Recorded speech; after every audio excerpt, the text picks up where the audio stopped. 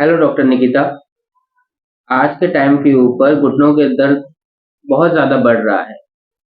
Youngsters को भी repeated sounds आ रही हैं। हम जानना चाहते हैं इसका क्या रीज़न है और क्या हम करें कि हमें ये प्रॉब्लम ना हो। आज के टाइम पे छोटी उम्र में ही लोगों को घुटने बदलवाने पड़ रहे हैं।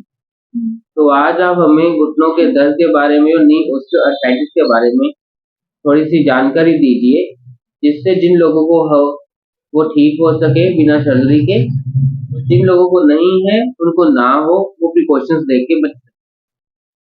जी, ऑस्टियोआर्थराइटिस होता क्या है? बेसिकली लोग अपनी लैंग्वेज में बोलते हैं ग्रीस खत्म होना, लोकल लैंग्वेज में मतलब है जो हमारे जॉइंट्स के बीच में कार्टिलेज है वो डिस्टर्ब होना स्टार्ट हो जाता है। उस डिस्ट्रप्शन की वजह से हमारा ऑस्टियोआर्थराइटिस की कंडीशन बढ़ रही है। सिंपली आजकल यंगस्टर्स में इसलिए हो रहा है क्योंकि उनका सेडेंटरी लाइफस्टाइल है, जो वो फास्ट फूड की तरफ जा रहे हैं, ओवरवेट उनका बढ़ रहा है। ओवरवेट होने की वजह से डायरेक्ट नी जॉइंट के ऊपर इम्पैक्ट पड़ता है बिकॉज़ जो आपका नी जॉइंट है वो लोडिंग जो लेता है वो मेजर लोडिंग नी जॉइंट के थ्रू ही होती है। इस वजह से नी जॉइंट पे ज़्यादा इम्पैक्ट पड़ रहा है यंगस्टर्स में क्योंकि वेट ज़्यादा है, सेडेंटरी लाइफस्टाइल है। दूसरे पोस्ट मेनोपॉज़ल कॉजेज़ विमेन्स में उनको भी ऑस्टियोआर्थराइटिस देखने को मिल रहा है। Hyperthyroidism also leads to osteoarthritis. तो पेशेंट्स अवेयर ही नहीं है कि कैसे इसको ट्रीट किया जा सकता है। They go for medications and last option is surgery. Osteoarthritis के 4 ग्रेड्स होते हैं लेकिन stage 4 is not correct by physiotherapy. वहां पे हमें सर्जिकल इंटरवेंशन की तरफ जाना पड़ता है, but up to grade 3 we can cure with physiotherapy. There are lots of techniques in physiotherapy. It work on pain management, muscle weakness, gait training, proprioceptive training. So all these work for osteoarthritis. So youngsters को भी aware होना होगा कि physiotherapy का क्या scope है कि वो ऑस्टियोआर्थराइटिस ठीक हो सके, इसलिए उन्हें आगे ध्यान देना चाहिए इसके बारे में और सर्जरी की तरफ डायरेक्ट ना जाके पहले फिजियोथेरेपी इंटरवेंशन की तरफ उन्हें प्रेफर करना चाहिए।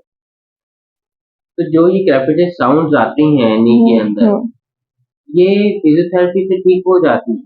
Yes, as I said, there are 4 grades up to grade 3. It can be cured. वहाँ पे narrow space जो joint के बीच में होता है वो narrow हो जाता है, but still we can cure by lots of techniques. It can be cured. Crepitus sound सिर्फ ये नहीं कि overloading है, bone weight ज़्यादा है, स्पेशली विटामिन डी आजकल बच्चों में कम हो रहा है, कैल्शियम उसके एब्जॉर्प्शन के बारे में ही नहीं उन्हें पता कि कितने बच्चों में विटामिन डी कम हो रहा है नहीं हो रहा है, इस वजह से भी उनको प्रॉब्लम आ रही है।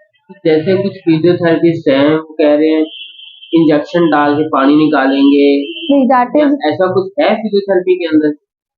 क्या होता है ये यहाँ पे ऐसा नहीं, इंजेक्शन डायरेक्टली अप्लाई नहीं होते, नी जॉइंट में नीड नहीं है, डॉक्टर्स करते हैं आपके हाइलुरोनिक एसिड्स और आपके कॉर्टिकोस्टेरॉइड्स लगा देते हैं डायरेक्ट नी के अंदर, which further leads to pain and swelling sometimes. It depend upon the age and the condition how worse the osteoarthritis is. But in youngsters, if they are applying the steroid injection, that is not beneficial for the body. तो इसलिए उन्हें physiotherapy session, weight reduce protocols की तरफ जाना चाहिए ताकि osteoarthritis prevent हो सके। पेशेंट फिजियोथेरेपी से ज़्यादा प्रेफ़रेंस देता है मालिश पे। मालिश वाले के पास जाता है घुटने मलवाने के लिए। तो आपका इसके ऊपर क्या तर्क है कि जाना चाहिए या नहीं जाना चाहिए? नो मालिश करनी चाहिए या नहीं करनी चाहिए? नो, बिकॉज अगर ऑस्टियोआर्थराइटिस है तो उसमें क्या होगा, इन्फ्लामेशन होने के चांसेस होते हैं। इन्फ्लामेशन जब होगी, swelling, and you are doing directly apply massage on the swelling area, inflammation area, it can lead to further more infection and further more swelling. So we can't apply massage directly on osteoarthritis. There are some people like quacks, they don't know that massage is good, not beneficial or not. वहाँ पे हम massage नहीं apply कर सकते, वहाँ पे हमें directly अपना पेन मैनेजमेंट, स्वेलिंग मैनेजमेंट इनके ऊपर ध्यान देना होता है, तो इस बात का ध्यान रखना चाहिए। ठीक है डॉक्टर निकिता, तो बेसिकली आज की वीडियो में हमें जो मेन समझ आया कि physiotherapy can help in osteoarthritis. Yes, of course. Surgery is not the only option, Yes. And we have to be aware about कि हमें कब फिजियोथेरेपिस्ट के पास जाना चाहिए और कब हमें सर्जरी की तरफ।